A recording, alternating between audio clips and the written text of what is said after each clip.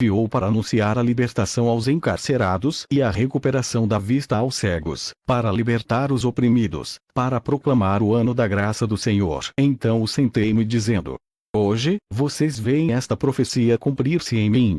Isto produziu choque e espanto no rosto dos homens, que me olhavam atônitos, mas eu continuei falando, sabendo que o Pai me diria o que falar. As palavras vieram sem hesitação. Falei de minha experiência no deserto e relatei a visão do bebê crescendo até a idade adulta, sendo envolvido inconscientemente em correntes e ataduras mentais e assim ficando cego e aprisionado na escuridão interior, fechando-se para Deus. Expliquei que ao fazer isso, eles expunham-se à opressão de conquistadores, escravidão, pobreza e doenças. Porque Deus é luz, eu disse. E luz é a substância de todas as coisas visíveis. E luz é o amor que faz todas as coisas para que o homem desfrute delas. Todas as bênçãos de abundância e saúde foram livremente disponibilizadas para aquele que amar a Deus com a mente, o coração e a alma e que viver estritamente segundo as leis de Deus. Quando terminei, houve um completo silêncio na sinagoga. Senti que a congregação havia experienciado algo estranho, poderoso e que tinha sido elevada a um plano superior do pensamento. Desejei que nada interrompesse a tranquilidade transcendente daquele momento. Em seguida, começaram a sussurrar entre si. Eles se perguntavam quem eu era. Alguns estavam convencidos de que eu era Jesus, a pessoa cuja família era bem conhecida na aldeia, mas outros não podiam aceitar aquilo, uma vez que eu havia falado como alguém que tinha autoridade. Infelizmente, senti ressurgir minhas antigas reações para com aqueles homens religiosos. Sabia que tinham me desprezado no passado, de forma que esperava por essa rejeição. Voltei às antigas atitudes desafiadoras e isso os enfureceu por completo. Pelas minhas próprias reações humanas, atraí o desastre. E este quase aconteceu. Os mais jovens, instigados pelos mais velhos, correram até mim e me arrastaram para o topo mais alto do penhasco a fim de lançar-me à morte, mas orei ao Pai para que me salvasse. De repente, ficaram tão alterados que mal sabiam o que faziam. Se voltaram uns contra os outros, então pude sair do meio deles e escapar. Foi estranho. Eles pareceram não notar a minha saída. Muito abalado por esta experiência, consegui mandar uma mensagem para minha mãe, dizendo que estava deixando Nazaré imediatamente e indo para Cafarnaum, uma agradável cidade junto ao mar da Galileia. A princípio, pensei em juntar-me a antigos conhecidos, mas senti intuitivamente que isso não seria o correto a fazer. De modo que durante todo o caminho, e ao entrar na cidade, pedi orientação e ajuda ao Pai para encontrar acomodações. Eu não tinha dinheiro e não pediria esmola. www.cartasdecristobrasil.com.br Traduzido por Almenara Editorial. Todos os direitos de tradução ao português reservados. Consulte para fazer uso do conteúdo em publicações impressas ou digitais. www.almenaraeditorial.com.br 7 Ao caminhar pela rua, uma mulher de meia idade veio em minha direção. Ela carregava pesados cestos e seu rosto estava triste. Parecia ter chorado. No impulso abordei-a perguntando onde poderia encontrar alojamento. Ela disse brevemente que normalmente me ofereceria uma cama, mas que estava com seu filho muito doente em casa. Também disse que tinha ido comprar algumas provisões para alimentar os consoladores que haviam se reunido para chorar a morte iminente de seu filho. Meu coração se afligiu por ela, mas também se alegrou. Prontamente tinha sido dirigido para alguém que eu poderia ajudar. Expressei minha simpatia e ofereci-me para carregar suas cestas até a casa. Ela me olhou por um momento, perguntando-se quem eu poderia ser, mas aparentemente ficou satisfeita com minha aparência e conduta. No caminho, disse-lhe que talvez eu pudesse ajudar seu filho. Você é médico? Perguntou-me. Respondi que não havia recebido formação médica, mas que poderia ajudá-lo. Ao chegar em sua casa, de pedra, grande e bem construída, o que indicava boa situação social e prosperidade, levou-me até seu marido dizendo: "Este homem diz que pode ajudar nosso filho melancólico." O homem inclinou a cabeça e não disse nada. A mulher, que se chamava Miriam, afastou-me dizendo que ele estava aflito e muito zangado. O rapaz é nosso único filho entre muitas filhas e ele culpa Deus pela doença do garoto. Miriam começou a chorar. Se ele falasse contra Deus, que outros problemas cairão sobre nós? Perguntou-me. Tranquilize-se, disse-lhe. Logo verá que seu filho ficará bem novamente. Ela olhou-me com dúvidas, mas levou-me até o quarto onde o rapaz estava. Fazia calor e o ambiente estava sufocante, cheio de gente, bem intencionada e triste, conversando. Pedi à mãe para esvaziar o quarto, mas os visitantes resistiram. Eles queriam ver o que aconteceria e somente saíram do quarto contrariados quando Miriam chamou seu marido para falar com eles.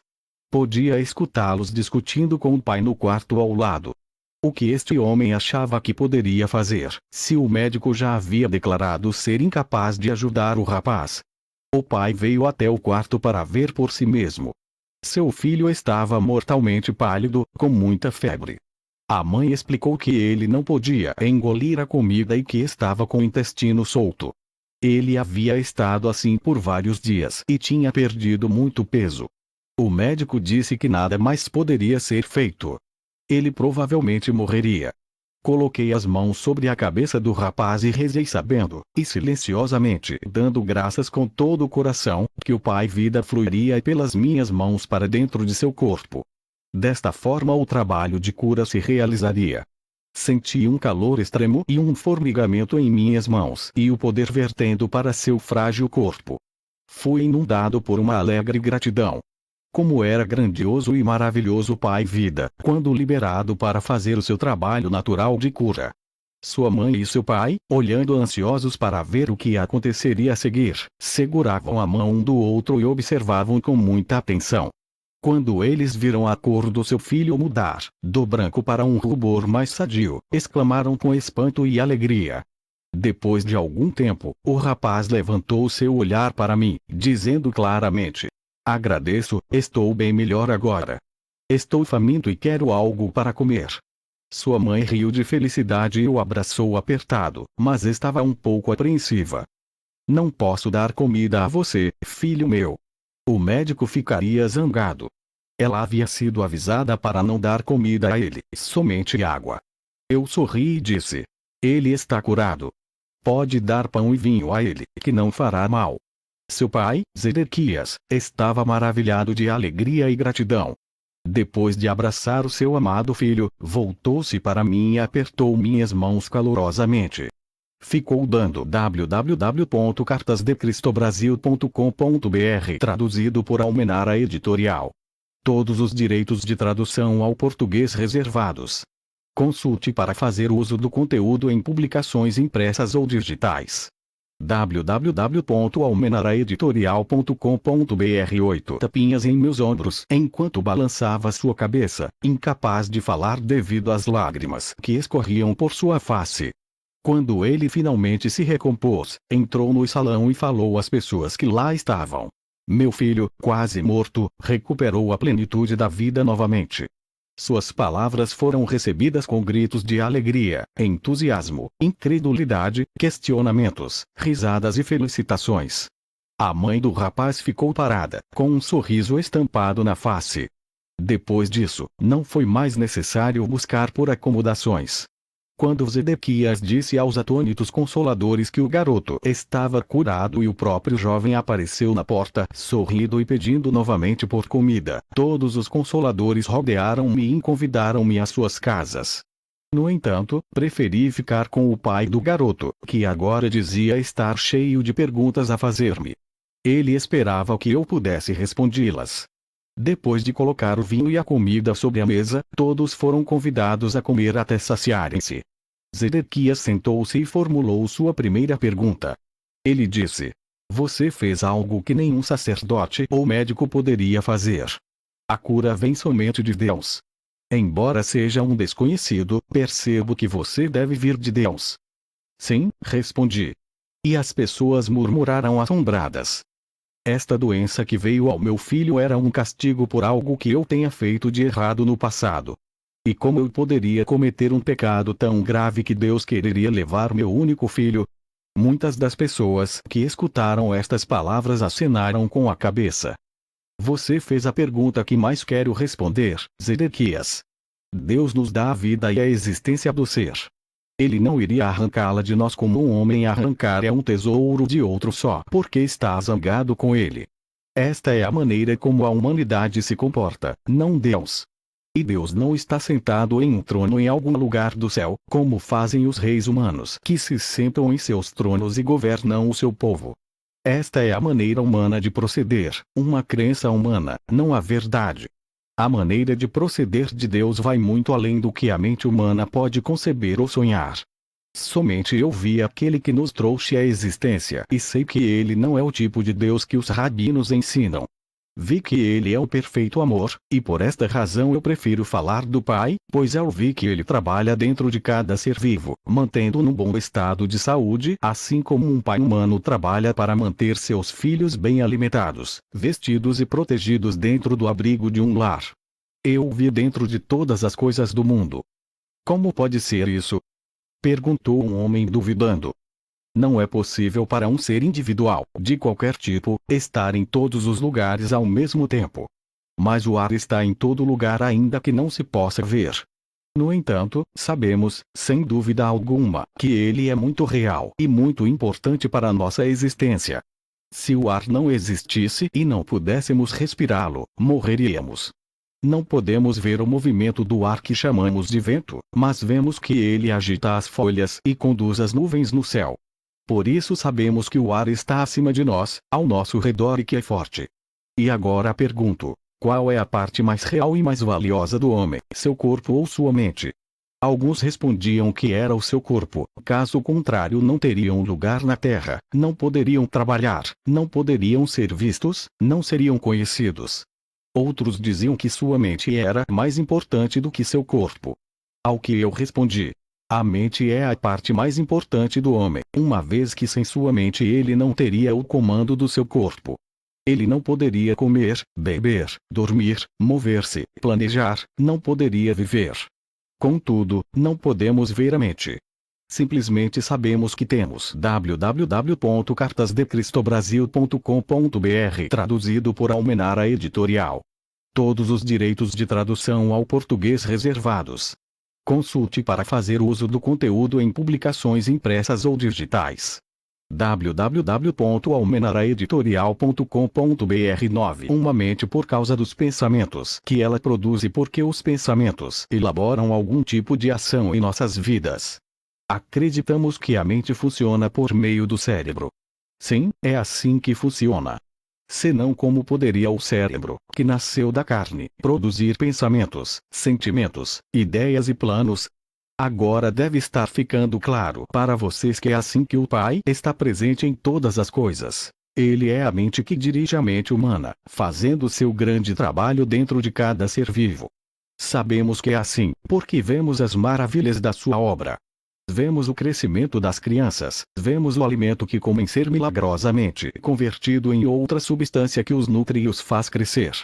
Como isso acontece não sabemos, nem sequer podemos imaginar. Mesmo que soubéssemos, ainda assim continuaríamos sem saber o que acionou tão importante processo de vida dentro dos corpos vivos de cada espécie. Vejam de que forma tão maravilhosa os corpos de cada espécie são formados e criados propositalmente, de forma expressa para transformar o tipo de alimento que se come em energia para nutrir ossos, sangue e carne.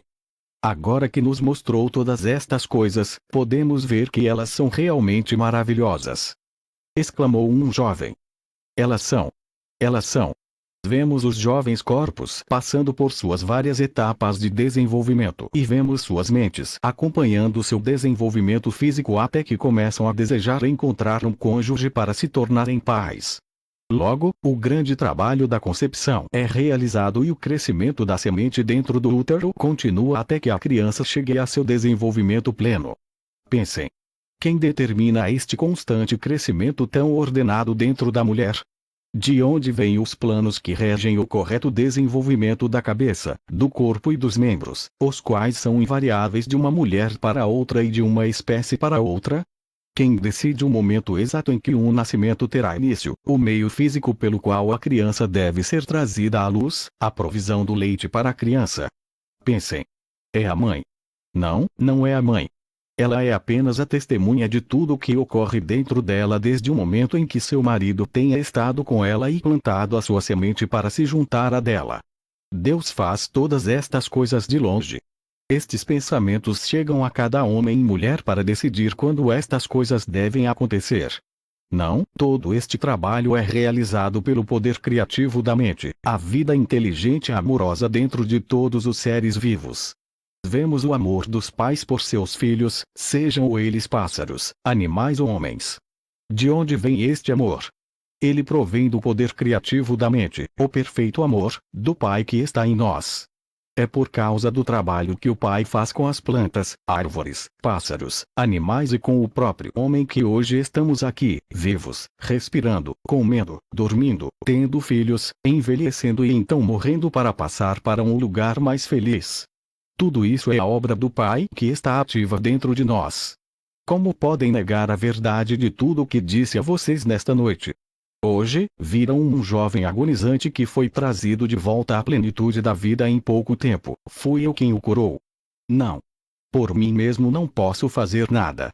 Foi a vida, que é um Pai ativo dentro de todas as coisas, que veio com toda a força para reparar um corpo doente e trazê-lo novamente de volta à plena saúde, porque acreditei que assim seria e não duvidei. Houve suspiros de satisfação na sala. Nova luz, novo interesse, inclusive podia ver-se uma nova doçura em seus rostos. Por que então o homem sofre tão dolorosamente? Perguntou Miriam. Porque quando o homem é concebido, quando a vida toma forma dentro da semente, ela se reveste da condição humana que o separa de qualquer outro indivíduo no mundo. Para fazê-lo único, uma figura isolada, não unida a nenhum outro, solitário, privado, sua própria pessoa, ele torna-se sujeito a, é controlado por dois impulsos. www.cartasdecristobrasil.com.br Traduzido por Almenara Editorial. Todos os direitos de tradução ao português reservados. Consulte para fazer uso do conteúdo em publicações impressas ou digitais. www.almenaraeditorial.com.br 10 Poderosamente fortes em sua natureza terrena, o de ligar-se a todas as coisas que deseja muito e o de rejeitar e afastar tudo aquilo que não quer. Estes dois impulsos básicos do homem estão presentes em cada coisa que ele faz ao longo da vida e são inteiramente responsáveis pelos problemas que atrai para si. Embora o Pai esteja ativo no interior do homem, não há nada de humano nele. Portanto, o Pai nada retém, nada rejeita, nada condena, nem mesmo vê a transgressão. Tudo aquilo que o homem faz e que chama de pecado é apenas deste mundo e só existe punição neste mundo, porque é uma lei da existência terrena. Como você sabe, que tudo o que você semear, mais tarde colherá. Pelo fato de extrair sua vida e sua mente do Pai, o próprio homem é o criador dos seus pensamentos, palavras e ações. Seja o que for que ele pensa, diz, faz e acredita, retorna a ele da mesma forma, algum tempo depois. Não existe castigo que venha do Pai, quaisquer que sejam os males que assolarem a humanidade, estes são completo resultado de suas próprias decisões. As pessoas murmuravam que este era um ensinamento totalmente novo e que fazia mais sentido do que tudo que havia sido ensinado a eles antes. Várias vozes me incitavam a contar mais. Eu digo a vocês, em mim vocês viram a vida ativa sob a forma de cura. Sigam-me e ouvirão sobre o caminho que devem percorrer para encontrar a felicidade. Em minhas palavras encontrarão a verdade da existência, nunca antes revelada por nenhum outro homem. Tem-se dito sobre o Messias que ele revelará os segredos que têm estado ocultos desde o começo da criação. Em verdade, digo que ouviram estes segredos de mim. Se escutarem com cuidado, entenderem seu significado, praticarem sua verdade e apegarem-se às suas leis, serão transformados em novos homens e entrarão no reino dos céus. As pessoas ficaram em silêncio por um momento e então houve um clamor de conversa animada, mas Zedequias levantou-se e disse que era hora da família descansar. Seu filho precisava dormir e sua esposa e filhas também estavam exaustas de tanto chorar. Ficou combinado que na manhã seguinte eu iria até o porto e as pessoas doentes seriam trazidas até mim. Desta forma, fui capaz de empreender minha missão e tudo foi rapidamente arranjado da melhor forma possível. Parecia que se eu não efetuasse as curas, não haveria interesse nem aceitação de tudo o que eu havia dito. As curas demonstravam a verdade de tudo o que eu havia ensinado e meus ensinamentos explicariam as razões pelas quais eu era capaz de trazer do Pai, para eles, a cura. Quando acordei na manhã seguinte, sentia felicidade viva em mim, com a expectativa das coisas maravilhosas que estavam por vir. Depois de tomar o desjejum, saí com Zedequias para o porto da cidade, com meu coração iluminado de amor por todos os que passavam por mim. Eu os cumprimentava calorosamente, dizendo a eles que tinha boas novas para todos aqueles que quisessem escutá-las. Quando chegamos ao dique, encontrei homens, mulheres e crianças sentados no chão, esperando por minha chegada. Alguns estenderam suas mãos, implorando. Pareciam muito mal. Outros haviam sido mutilados e muitos outros estavam cobertos de feridas. Meu coração ainda sofria por seu estado lastimável, mas agora também podia alegrar-me porque sabia que não era vontade do Pai que eles estivessem assim. Muito pelo contrário.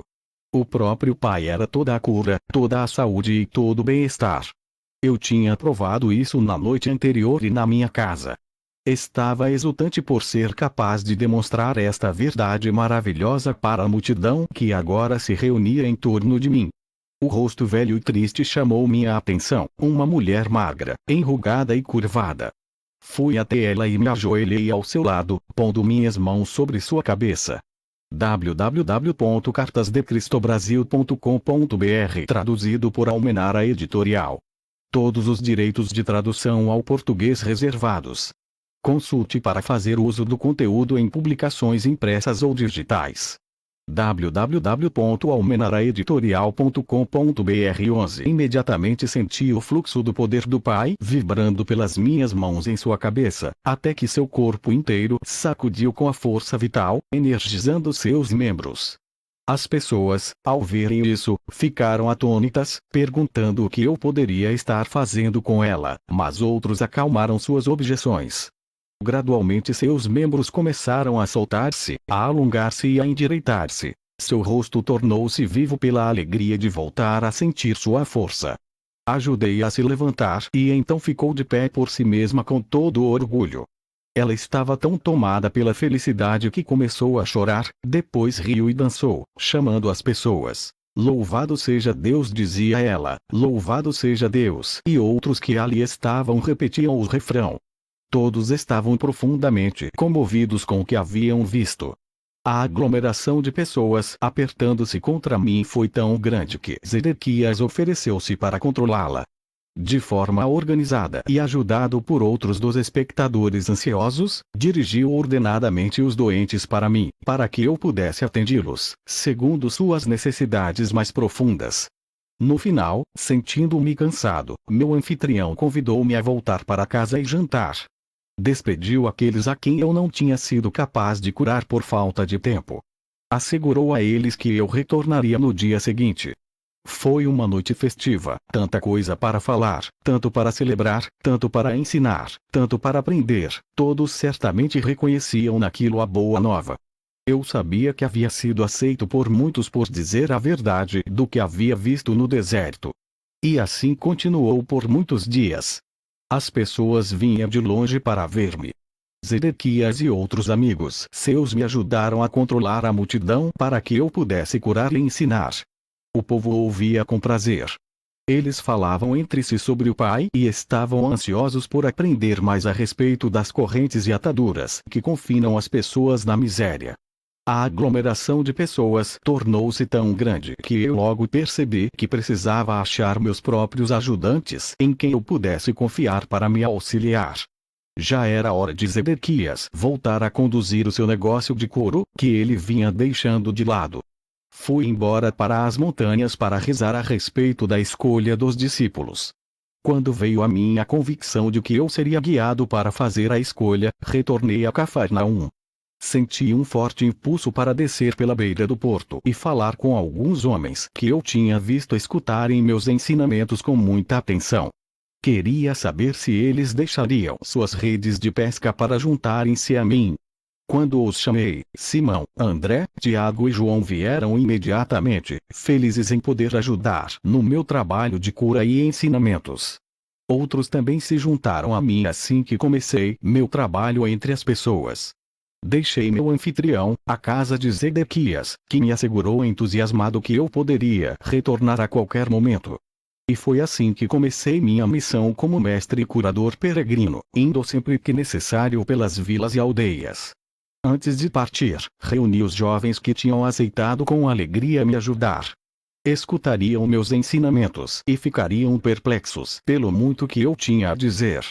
Era vital que explicasse a eles primeiro o fundamento de tudo que havia sido revelado a mim no deserto.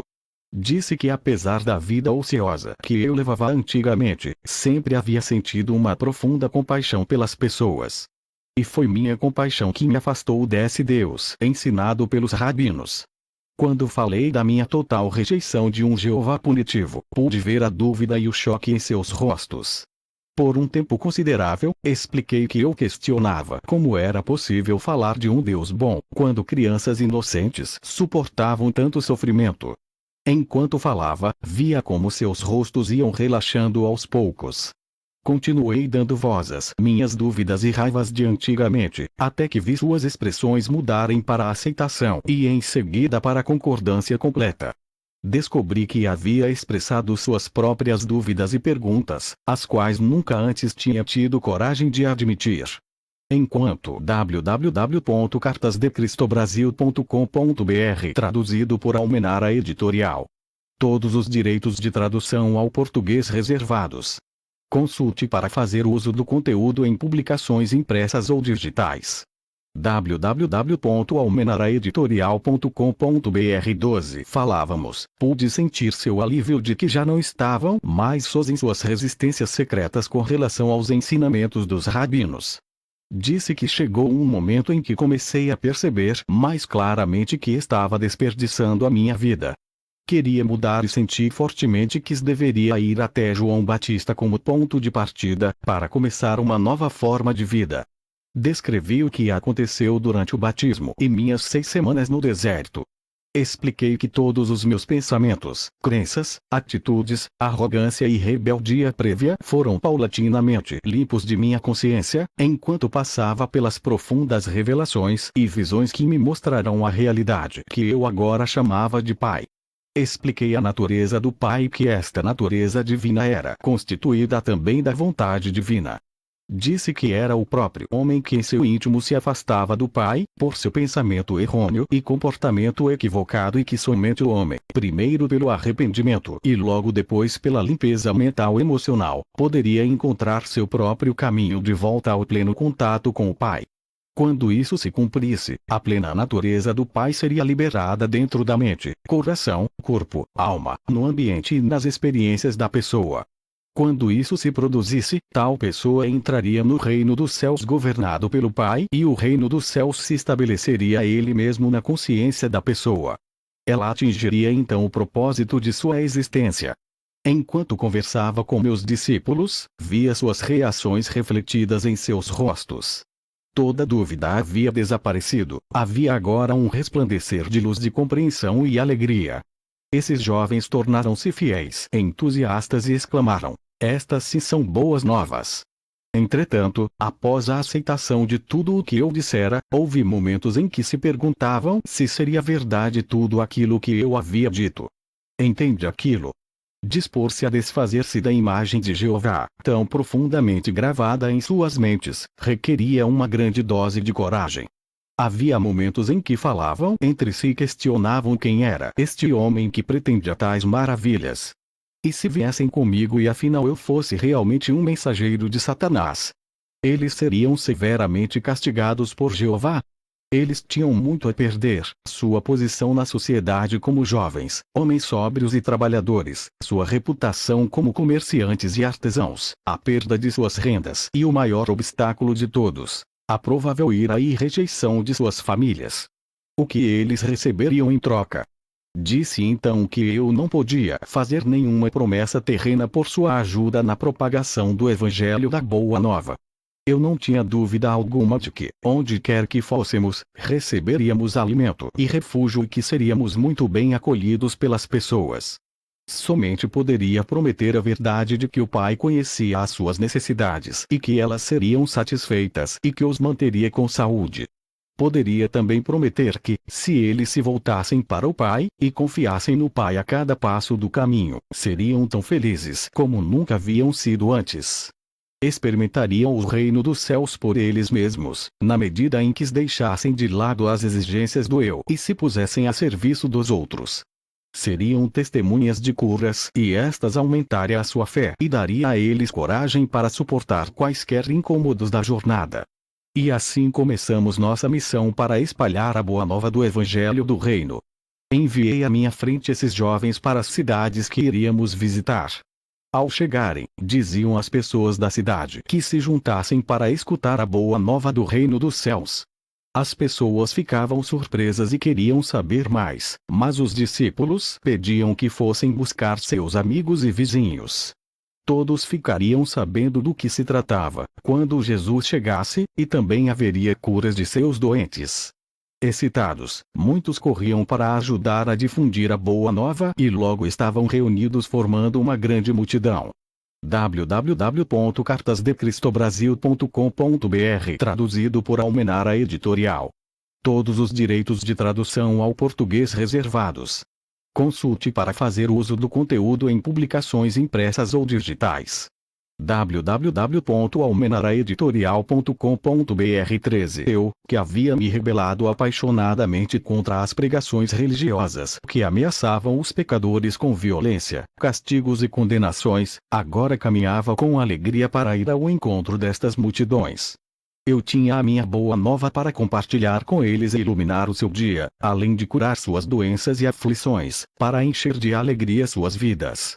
Antes eu circulava entre as pessoas egoisticamente e com as mãos vazias, aceitando a sua boa vontade, e às vezes generosidade, com pouca gratidão. Agora eu vinha com uma abundância de possibilidades vivificantes para todos aqueles que estavam dispostos a ouvir minhas palavras e tomar medidas para melhorar a sua qualidade de vida. Quero que você, que está lendo estas páginas, compreenda plenamente minha posição naquele tempo, meu estado de consciência depois de minha iluminação no deserto e a pessoa que eu apresentava aos meus conterrâneos como Jesus. Foram feitas tantas conjecturas a meu respeito que devo contar a verdade a vocês. Nasci para ter um bom físico quando amadurecesse, fortes traços aquilinos, uma inteligência notável e uma facilidade para a mímica e o riso. Mas como muitos de vocês hoje, não cuidei dos meus talentos terrenos. Na hora de ir para o deserto, meu rosto e minhas maneiras eram o que se poderia descrever como abaixo do que deveriam ser. Embora eu tivesse começado a examinar-me e a rebelar-me contra o que havia me tornado, meu intelecto tinha sofrido pelo mau uso que eu fizera dele, constantemente me envolvendo em discussões e discordâncias sobre religião e cedendo a discursos irreverentes. Eu fazia as pessoas rir. Eu era amado pelos homens e mulheres com quem me misturava, mas eles certamente não me respeitavam. Por isso o espanto daqueles que me conheciam quando falei na sinagoga em Nazaré. Enquanto minha mãe cuidou de minha saúde, eu fiz poderoso uso do conhecimento e da iluminação que me foram dados no deserto. Isso me fez voltar a ser o homem que estava destinado a ser. Quando comecei minha missão, estava inteiramente consciente de que eu era o único com o supremo conhecimento dos segredos da criação e da existência em si. Portanto, podia dizer com perfeita confiança: ninguém além de mim viu o Pai. Eu sabia que tudo em que os homens sinceramente acreditavam era falso, irreal. Sabia que eu havia sido especialmente moldado e projetado pelo Pai para esta missão. Eu havia sido abençoado abundantemente com a energia física, a vitalidade para falar e a capacidade de conceber parábolas significativas para transmitir a mensagem com sucesso e de uma forma que nunca seria esquecida. Além disso, eu compreendia os meus companheiros muito bem, devido à longa associação que tinha com eles. Conhecia suas esperanças mais profundas, seus medos mais desesperados, sabia o que os fazia rir e o que os induzia a zombar e a escarnecer dos ricos e pretensiosos. Sabia também a que ponto os velhos e jovens sofriam silenciosa e corajosamente. Experimentava profunda compaixão pela população que vivia com medo, suportando o chicote verbal dos fariseus e se inclinando diante das leis fiscais dos romanos. Sabia como seu orgulhoso espírito judeu havia sido ferido pelos gentios conquistadores, a quem foram obrigados a honrar com cumprimentos verbais, de mão e de joelho, mas a quem desprezavam por trás das portas fechadas. Conhecia e compreendia completamente a vida e o pensamento do povo. Eu já havia pensado seus pensamentos, sentido seus ressentimentos, sofrido suas ansiedades em tempos de privações e me sentido impotente nas garras do governo romano. E agora sabia que nada desse sofrimento era realmente necessário. Conhecendo, como eu conhecia, a realidade da existência, a realidade do Deus universal, eu podia claramente perceber a insensatez das autoridades judias, que impunham sobre a população uma penosa forma de vida que era completamente errônea e em total contradição com www.cartasdecristobrasil.com.br, traduzido por Almenara Editorial. Todos os direitos de tradução ao português reservados. Consulte para fazer uso do conteúdo em publicações impressas ou digitais. www.almenaraeditorial.com.br 14 Verdade do Ser. Esta situação me causava profunda irritação. Em consequência, sabia que havia sido perfeitamente moldado e afinado para tornar-me instrumento purificado da ação divina na Palestina, dirigido por minha paixão pela verdade e compaixão pelo próximo. Por isso eu me chamei Filho do Homem, porque sabia exatamente o que a humanidade enfrentava em sua vida cotidiana. Além disso, eu tinha plena confiança de que poderia alcançar meu objetivo de levar a verdade às pessoas e assim ser instrumento de mudança na qualidade de suas vidas. Por este motivo, ainda que eu soubesse desde o início de minha missão que haveria um preço a pagar por tudo o que me propus a fazer, virar de ponta cabeça e pelo avesso o mundo conhecido dos judeus, estava preparado para enfrentar e passar por isso. Não poderia escapar, porque amava as pessoas com o amor do Pai que fluía do meu coração e ser. Pois o Pai amor é a essência do dar, dando-se Ele mesmo no ser e existência visíveis, no crescimento, proteção, nutrição, cura e satisfação de todas as necessidades da criação tornada visível. Eu sabia que era o presente de salvação do Pai para as pessoas, para o mundo, e não, como eles supuseram e ensinaram durante séculos, a salvação do castigo imposto aos pecadores por um Deus irado, mas para salvar as pessoas da repetição diária dos mesmos enganos do pensamento errôneo, pensamento esse que criou seus infortúnios, pobreza, doença e miséria. Porque amava tão profundamente a raça humana, eu estava preparado para ensinar e curar, desafiando os sacerdotes judeus. Estava disposto a morrer na cruz pelo que verdadeiramente tinha visto no deserto, conhecia com todo o meu coração e queria compartilhar até a última gota de minha capacidade para fazê-lo. Esta é a verdade sobre a minha crucificação e todo o resto que você ouviu são suposições humanas decorrentes da prática judaica de oferecer sacrifícios no templo. Eu era um presente do Pai para a humanidade, para ajudá-la a superar sua ignorância das leis da existência e a encontrar o verdadeiro caminho da vida, que conduz à alegria, à abundância e à perfeita plenitude do reino dos céus. Estas eram as percepções, os desejos, as intenções, os objetivos e os pensamentos que levava em minha mente e coração. Esta era a roupagem mental emocional terrena que cobria minha consciência espiritual oculta na cabeça e figura de Jesus. Esta era a minha consciência espiritual, canalizada nos pensamentos e sentimentos que me impulsionaram a empreender uma jornada de 3 anos, para levar às pessoas aquilo que eu acreditava plenamente ser o resgate final de sua própria forma cega de pensar e sentir, a qual criava suas próprias vidas turbulentas. Eu verdadeiramente acreditava que, se pudesse demonstrar às pessoas tudo aquilo que me havia sido dado a compreender, perceberiam sua loucura anterior e se esforçariam por mudar sua forma de pensar e colocar o pé na direção do www.cartasdecristobrasil.com.br, traduzido por Almenara Editorial. Todos os direitos de tradução ao português reservados. Consulte para fazer uso do conteúdo em publicações impressas ou digitais. www.almenaraeditorial.com.br 15 Caminho da vida que conduz ao reino dos céus. Para este fim, eu estava disposto a dar minha vida. Por causa da interpretação errônea atribuída à minha missão pelos mestres judeus, minha verdadeira mensagem foi distorcida até não ser mais reconhecida. O propósito destas cartas é o de trazer às pessoas desta nova era verdades sobre o que eu realmente falei para as multidões na Palestina. Portanto, voltando ao relato daquela época, deixe-me retroceder a um dia especial que deu frutos entre meus ouvintes e que produziu uma impressão duradoura nas mentes de meus discípulos. Assim, para mim também esse foi um dia especialmente significativo. Eu me distanciei por um tempo da pressão das pessoas, indo às colinas rezar e meditar, buscando recarregar minhas baterias espirituais, fazendo uma profunda, forte e mais poderosa conexão com o Pai dentro de mim. Esta conexão era tão rapidamente obscurecida no interior de minha consciência, quando estava ocupado entre as multidões, que eu estava exausto. Chegando à caverna que utilizava quando me encontrava naquela área, puxei um pedaço de pano que ficava escondido sob uma pedra e me deitei para dormir. Ao invés de dormir, no entanto, senti imediatamente o fluxo da vida divina, o Pai, e o cansaço foi dissolvido enquanto meu corpo era carregado com o poder que é a fonte criativa de todo o ser.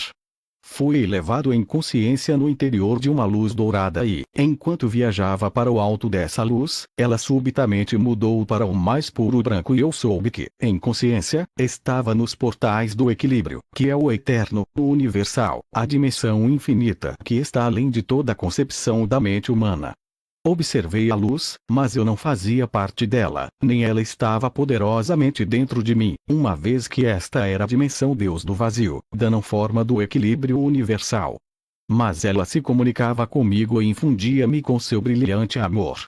Isso mais uma vez gravou em mim que ela era o processo criativo, aperfeiçoador, curador amor que governa toda a existência. Sabia que onde quer que houvesse necessidade, haveria satisfação, como o constante fluir das águas que enchem um lago. Onde reinava a miséria, haveria alegria porque era a natureza do universal mover-se para o interior de cada coisa viva que tem necessidades, para trazer satisfação e alegria. Eu sabia que, onde não houvesse crescimento, surgiriam as circunstâncias para promover o crescimento. Eu sabia que, onde houvesse um sentimento de fracasso, desafios seriam providenciados para estimular as pessoas ao sucesso e à autoconfiança.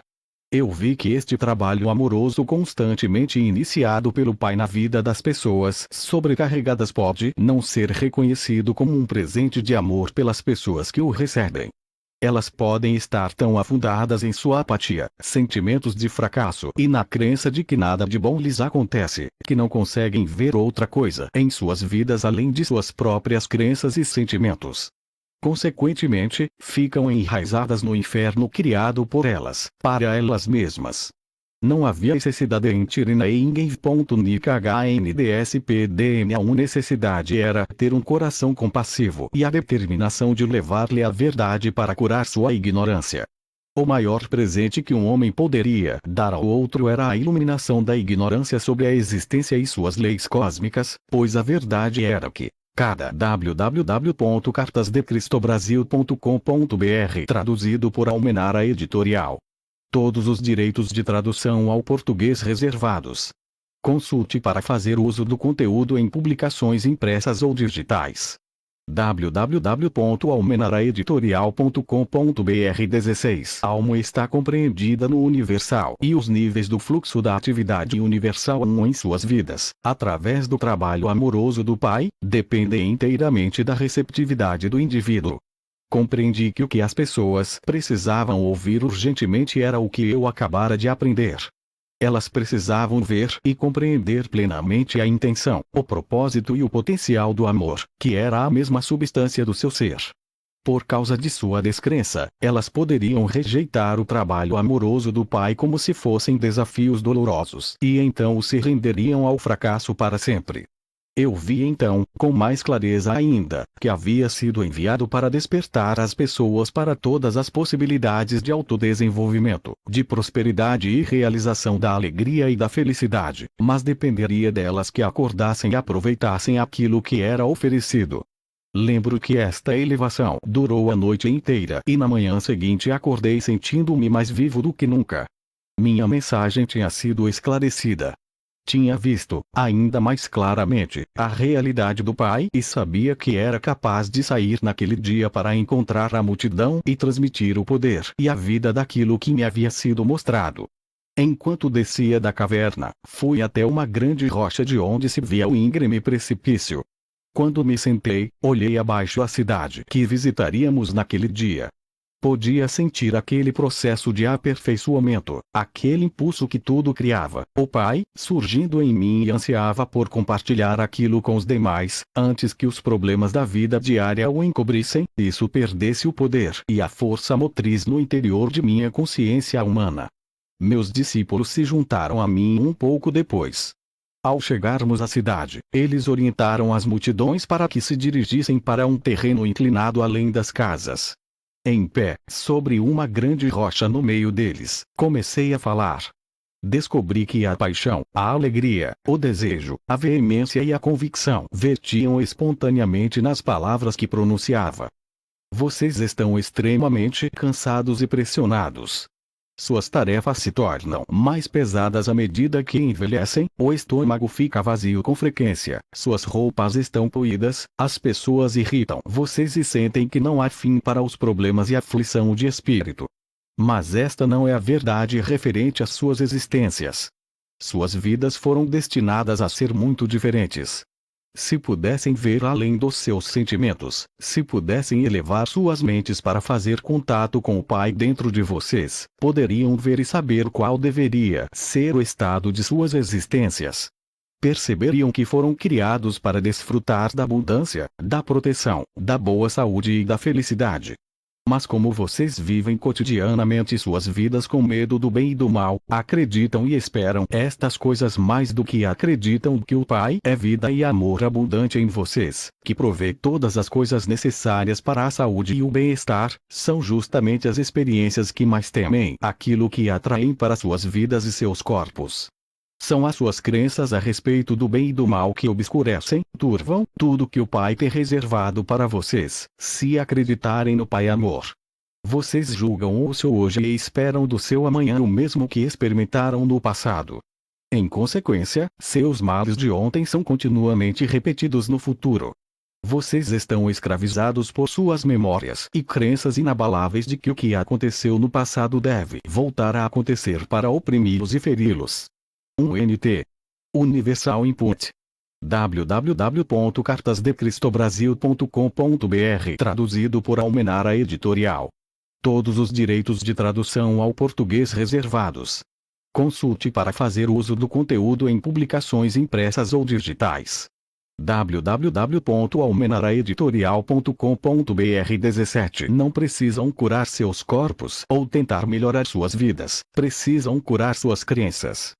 Já disse a vocês que não existe nada sólido sob o sol. Se pudessem curar suas crenças e alinhá-las com a verdadeira intenção do Pai para com vocês, as crenças errôneas que governam seus corpos e vidas se dissolveriam como névoa ao sol. Cada circunstância de suas vidas se voltaria imediatamente para a intenção divina que está por trás de toda a criação. Vocês comprovariam que para cada dificuldade, para qualquer necessidade de qualquer tipo, há sempre um meio para pôr fim às dificuldades, há sempre alguma coisa na cesta para atender às suas necessidades. O que acreditam que acontece quando os doentes vêm a mim e ponho minhas mãos sobre eles? Estou pensando em doença. Estou querendo saber se a pessoa será curada. Tenho medo de que o Pai esteja dormindo ou tão distante que não possa ouvir-me. Não. Se meus pensamentos fossem incrédulos como estes, não haveria cura. Quando a pessoa se aproxima de mim pedindo que a cure, imediatamente me alegro porque sei que o poder que é o Pai está em mim, preparado e aguardando para curar no momento que eu assim pedir. Eu agradeço porque sei que a vontade do Pai é a saúde e não a doença. Portanto, rezo para que a vontade do Pai seja feita no doente. No momento em que removo crença da doença do corpo do doente, sei que a vontade do Pai de saúde está fluindo para o seu sistema. O mesmo se dá com a aparência. A aparência de doença se transforma em realidade do Pai saúde e o corpo recupera sua saúde novamente. A doença nada mais é do que uma baixa na vitalidade, uma redução da vida, na parte afetada. Restaure o Pai vida na verdadeira intenção e no plano do seu sistema, e o sistema inteiro funcionará como deveria. Foi dito que Deus manda enfermidades, pragas, penúrias e destruição às nações, quando não obedecem às suas leis. Foi dito que vocês mesmos são castigados por um Deus irado por causa dos pecados que cometeram. O que é o castigo senão a maldade sob o disfarce de bondade? Eu digo a vocês que o mal não vem de Deus. Como pode Deus estar nas duas partes, no bem e no mal? É apenas em suas mentes que vocês concebem o bem e o mal, é apenas em seus corações que pensavam e sentem desta forma. Estes pensamentos e sentimentos não têm nada a ver com o verdadeiro Deus que é o Pai dentro de vocês, que traz todo o bem se assim acreditarem. É a crença no bem e no mal que há em seus corações, que traz para vocês a doença. Na realidade vocês vivem no reino dos céus que está em vocês e são governados pelo Pai. Porém, porque acreditam nos castigos de Deus, porque acreditam que somente os sacrifícios no templo os salvarão, porque acreditam que são herdeiros da doença, da pobreza e da miséria, vocês criam com suas mentes as mesmas coisas que não desejam. Não se sintam abatidos, alegrem-se e sejam felizes, e saibam que aqueles que passam necessidades, longe de ser castigados e abandonados por Deus, ainda que tenham pecado, são verdadeiramente abençoados. O homem que não tem nada é rico no poder do Pai se escutá-lo, confiar nele e viver nele. Quando seus estômagos estão satisfeitos, quando seus corpos conhecem o bem-estar e suas mentes e corações estão confortáveis, vocês não têm necessidades urgentes de que o Pai torne-se ativo em vocês para satisfazer suas necessidades.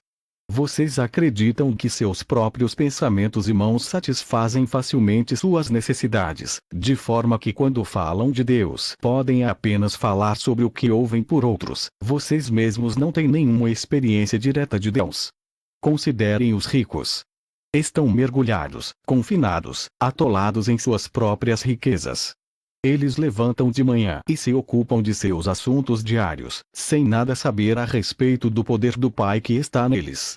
Ocupam-se com os pensamentos que aumentarão suas riquezas e reforçarão seu www.cartasdecristobrasil.com.br, traduzido por Almenara Editorial. Todos os direitos de tradução ao português reservados.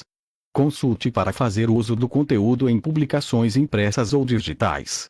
www.almenaraeditorial.com.br 18 Eles dão ordens que sobrecarregam aqueles que os servem e vivem suas vidas de acordo com suas próprias escolhas. Por isso, eles desenham sua vida limitada a partir de seu limitado pensamento humano, que surge de suas mentes e corações corporais, adoecem e experimentam tanta miséria como o homem que nada possui. Não percebem que estão apenas meio vivos, porque não estão em contato com a fonte da vida, o Pai dentro deles. Tampouco eles veem que muitas das coisas boas que surgem em suas vidas não são de sua própria invenção, mas sim do trabalho amoroso do Pai escondido neles. Os líderes religiosos estão à vontade em suas próprias e confortáveis posições de autoridade. Eles não têm necessidade de nada além de suas próprias satisfações físicas.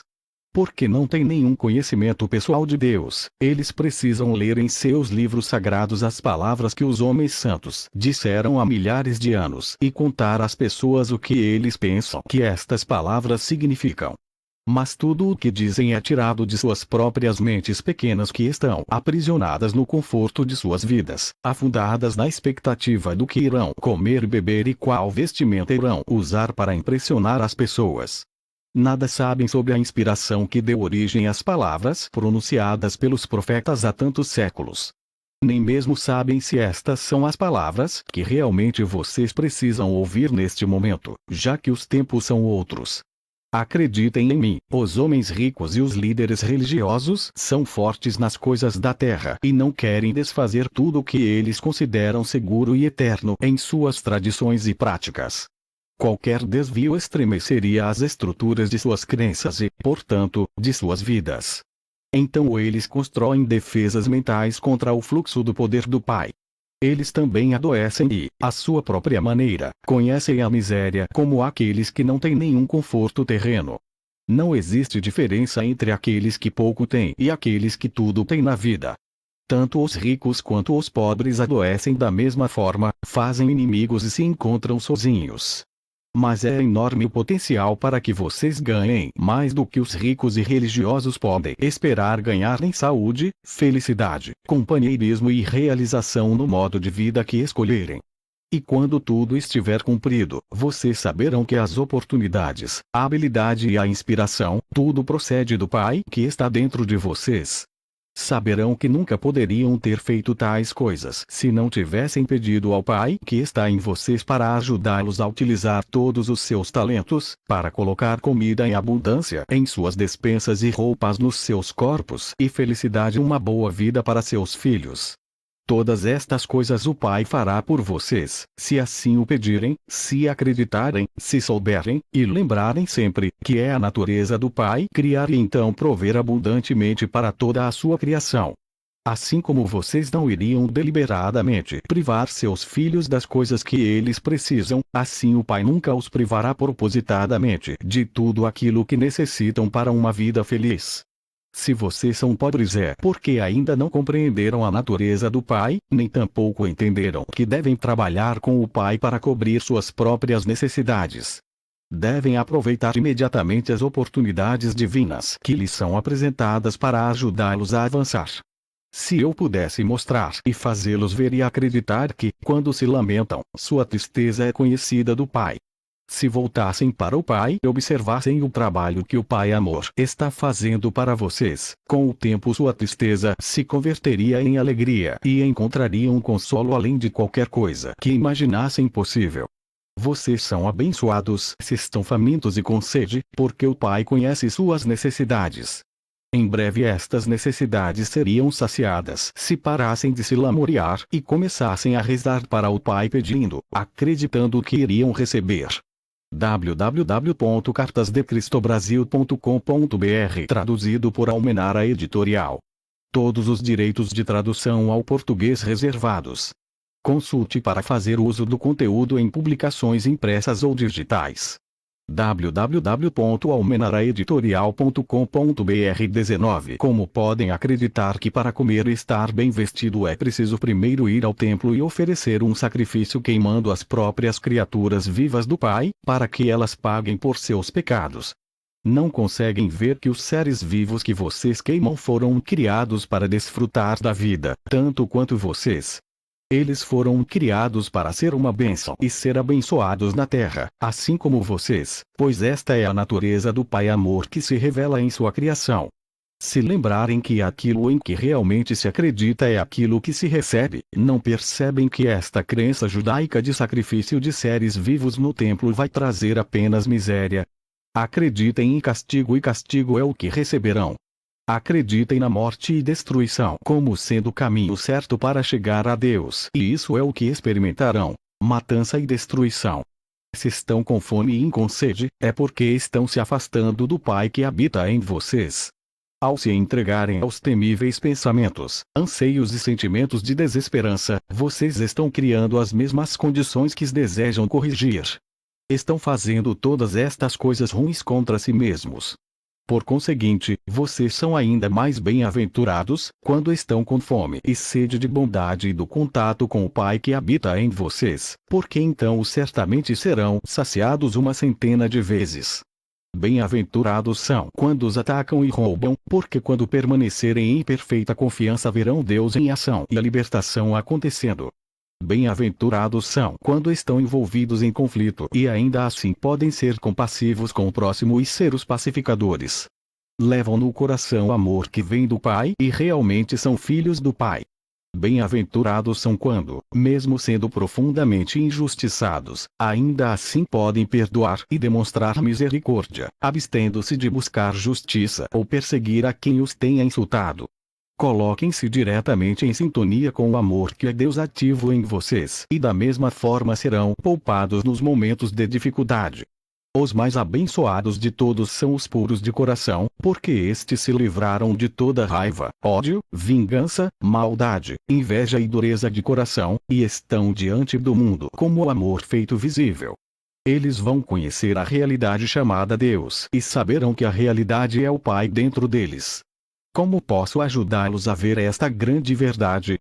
Como posso ajudá-los a ver a realidade do reino dos céus, o reino de Deus?